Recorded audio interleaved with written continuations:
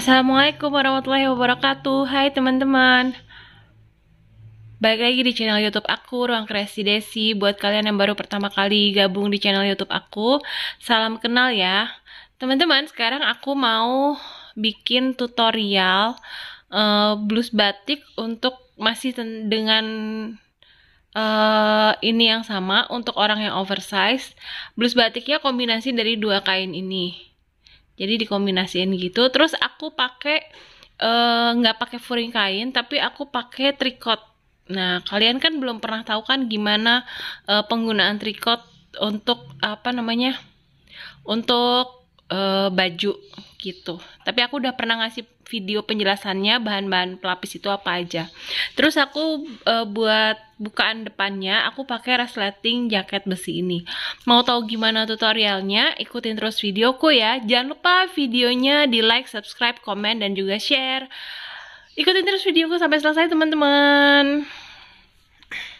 Nah, ini model kedua yang aku bikin. Jadi aku bikin kombinasi ini yang motif kopi, terus ini yang motif garis, terus depannya pakai resleting kayak gini. Jadi ini simple aja ya, maksudnya karena motif kainnya sendiri udah rame, jadi aku tidak memakai banyak pernik-pernik. Jadi hanya potongan-potongan gitu aja. Ini pakai resleting besi, terus kalau ini aku pakai saku vest. Udah gitu aja, sama potongan di bagian tangan. Belakangnya juga aku samain, tapi modelnya lebih rendah, artinya lebih panjang dari yang aku bikin model blus santai kemarin. Jadi agak lebih sedikit mendekati pinggang, atau di pinggang ya kira-kira gitu teman-teman. Nah, untuk model yang kedua ini aku bikin potongannya agak lebih rendah ya. Jadi kalau yang blus polos kemarin potongannya di bagian dada, atas dada, kalau ini di bagian bawah dada. Jadi ini dari sisi sini aku aku turunin ke selain kupnat ya. Oh my god. Aku turunin ini tidak termasuk kupnat, dari sini ke sini itu 6 cm, tidak termasuk kupnat ya, 6 cm. Nah, kalau di pinggangnya dari sini ke sini aku turunin 2,5, sama bagian belakang juga 2,5. Terus bagian sisi belakang sama juga 6,5. Oh sorry, 6,5 kok 6 cm. 6,5 sama. Jadi depan dan belakang itu sama 6 cm. Gitu teman-teman. Nah, itu untuk bagian badan, abaikan modelku. Nah, itu untuk bagian badan. No. Oops, sorry. Nah, kalau untuk bagian lengan, jadi ini aku agak buat lebih tinggi. Kalau kemarin aku buat pendek kayak gini. Ya. Aduh, kok ngeblur. Nah, aku buat pendek kayak gini. Kalau sekarang aku buat agak lebih tinggi. Agak lebih tinggi kayak gini. Nah, mau tahu gimana cara pengerjaannya? Ikutin terus videoku sampai selesai.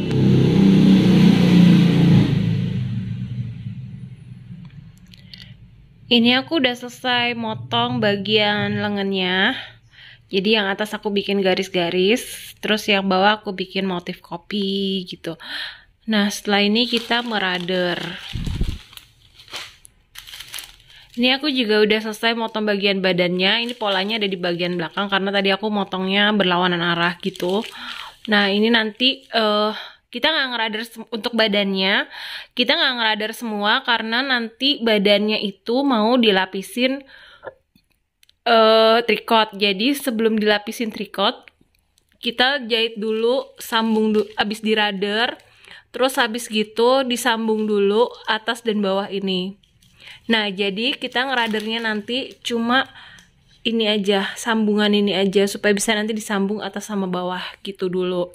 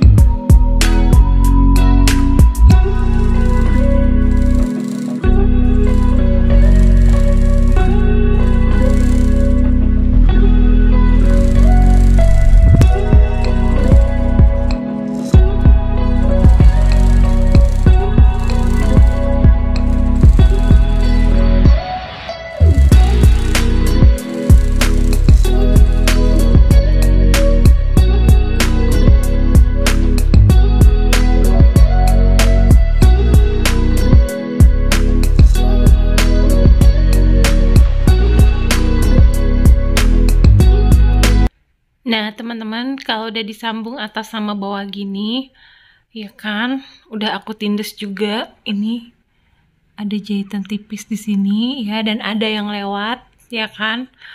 Nah, baru setelah ini kita motong trikotnya gitu.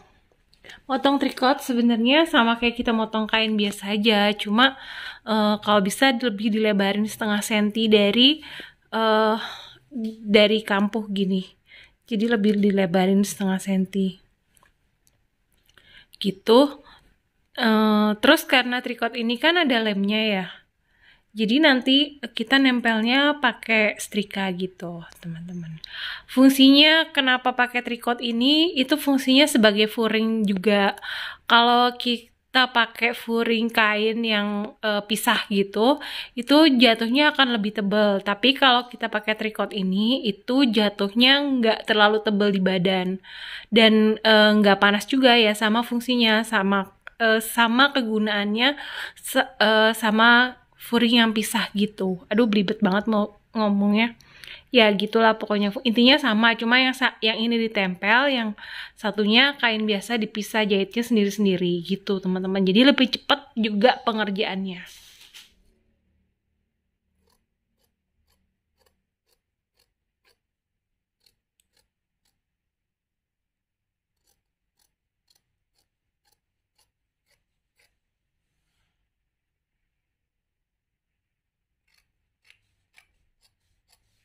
Nah, ini udah trikotnya udah aku potong sekarang. Terus apa namanya? Ini aku jarumin pentul karena meja strik aku kan kecil ya. Jadi aku takutnya geser-geser nanti malah nggak jadi nggak pas. Jadi aku sematkan jarum pentul aja. Nah, ini prosesnya disetrika. Terus disemprot air yang banyak. Karena apa?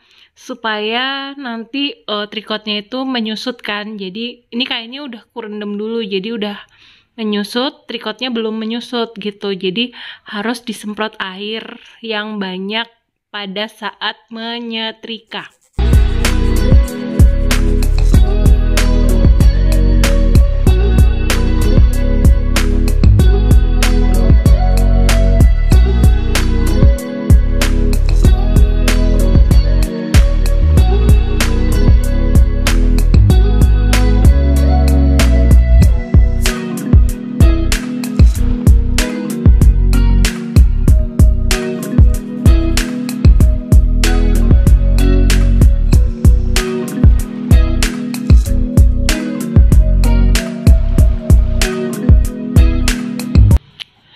Ini aku udah selesai masang trikot tadi malam. Terus kalau masang trikot itu harus pakai air ya. Seperti yang aku bilang, harus disusutin dulu supaya agak menyusut-menyusut dikit gitu loh. Nah, terus ini kan pinggiran. Terus harus semua juga terpasang. Jangan sampai ada tengah-tengahnya gini yang nggak terpasang. Nah, ini kan ada sisa-sisa apa namanya? Sisa-sisa trikotnya, jadi mau aku gunting dulu, terus baru habis itu baru mau aku rader.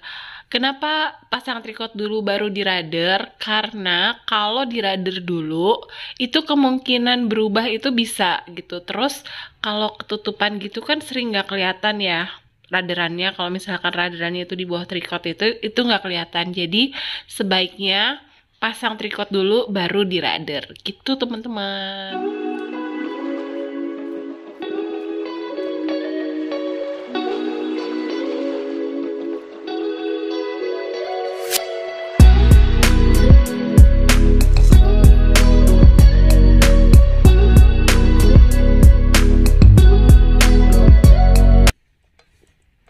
Nah, teman-teman, jadi ini aku setrika sekali lagi supaya memastikan bahwa semua benar-benar sudah tertempel dengan baik. Supaya nanti kalau sudah jadi terus dicuci itu apa namanya?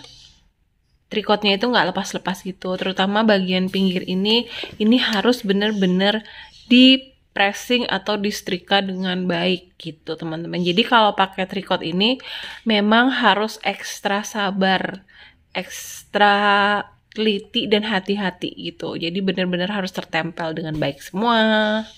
Gitu teman-teman.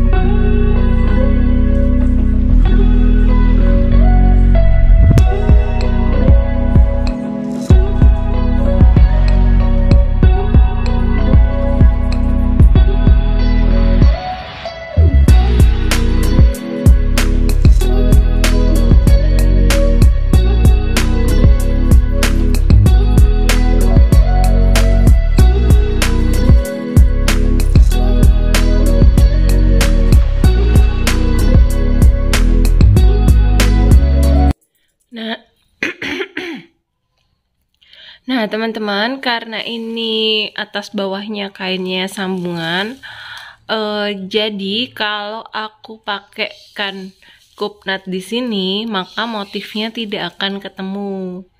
Karena nanti akan selisih gitu. Jadi aku tidak memakai kupnat lagi, tapi aku menguranginya di sisi sebelah sini.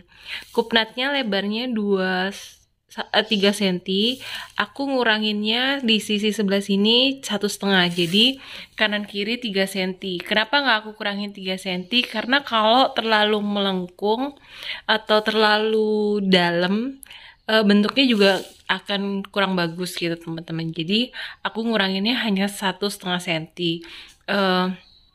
Itu aja udah cukup untuk membentuk badan gitu, karena ini kan baju kerja kan, jadi harus potongannya harus rapi gitu teman-teman.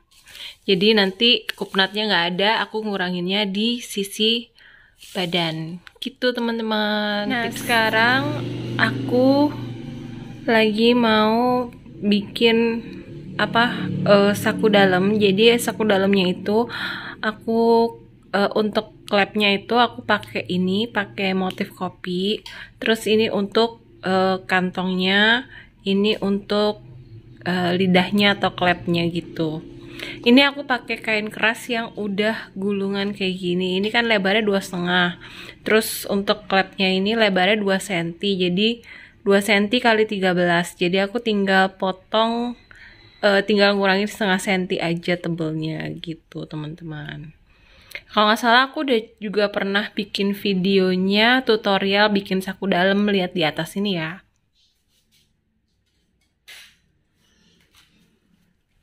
Jadi pertama-tama kita jahit dulu untuk klepnya ini. Kan udah disetrika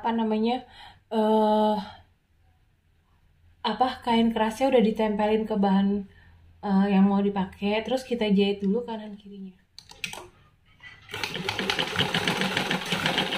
Kalau udah dijahit sakunya kanan dan kiri terus dibalik.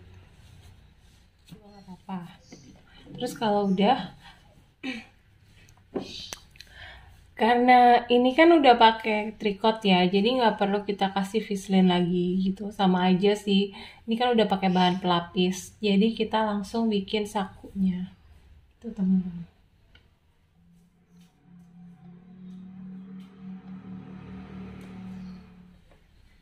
Kalau udah, terus kita pasang ini. Jadi yang bagian ada kain kerasnya, yang nempel kain kerasnya itu di bagian sini, nempel sama kain.